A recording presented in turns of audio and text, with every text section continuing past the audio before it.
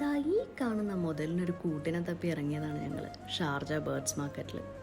അവിടെ എത്തിയപ്പോഴാണ് മനസ്സിലാക്കാൻ പറ്റിയത് അവിടെ ബേർഡ്സ് മാത്രമല്ല വേറെയും ഒരുപാട് തരം പെറ്റ്സ് ഉണ്ടെന്ന്.